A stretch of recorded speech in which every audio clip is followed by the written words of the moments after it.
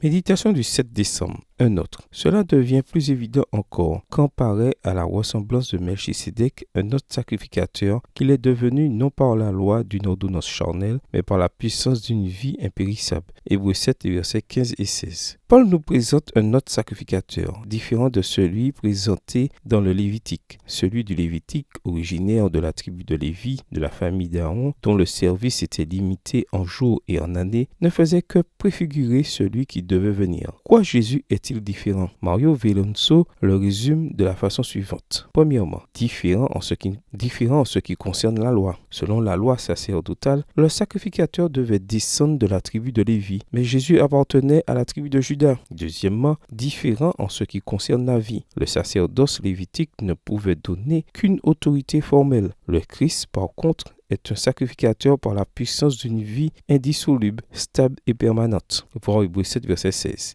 Il n'y a aucun sacrificateur lévite ayant une telle vie. À l'époque de Jésus, dans le temple, il existait un système de roulement des sacrificateurs, précisant les moments où chacun pouvait exercer son ministère. Le sacerdoce du Christ n'a aucune limite. Troisièmement, différent en ce qui concerne le temps. Il est sacrificateur pour toujours. Tous les sacrificateurs lévites sont morts. Même le système sacerdotal aaronique a pris fin. Cependant, le Christ intercède actuellement pour les pécheurs dans le sanctuaire céleste. Quatrièmement, différent en ce qui concerne le serment. Les autres sacrificateurs n'ont pas été faits prêtres par serment, mais dans ce cas, Dieu lui-même a fait un serment pour garantir la promesse. Voir les versets 20 et 21. Ce serment donne une base au sacerdoce du Fils par opposition à la base juridique du sacerdoce lévitique. Cinquièmement, différent car il est garant d'une nouvelle alliance. Jésus est devenu par cela même le garant d'une alliance meilleure. De plus, les sacrificateurs ont existé en grand nombre parce que la mort les empêchait d'être permanents. Hébreux 7, versets 22 et 23. Ce sacrificateur intercesseur est celui-là même qui nous a créés, qui nous a rachetés par son sang, qui poursuit son plan salvateur et qui par conséquent intercède pour nous quotidiennement et de façon permanente. Il n'a pas besoin d'offrir des sacrifices pour lui-même, ni d'emprunter une vie. Il a sa propre vie et il a donné pour nous. Une non-croyante voulait se moquer d'une grand-mère croyante. Que signifie pour vous être sauvé? Lui a-t-elle demandé. La vieille dame a répondu avec assurance. Pour moi, cela signifie que Jésus a mis mes chaussures et que j'ai mis les siennes. Jésus s'est mis à notre place en étant notre sacrifice, notre offrande et notre sacrificateur. Il a subi notre mort pour que nous puissions vivre sa vie. Il a mis nos chaussures pour que nous puissions porter les siennes. Bonne journée à vous et que le Seigneur vous bénisse.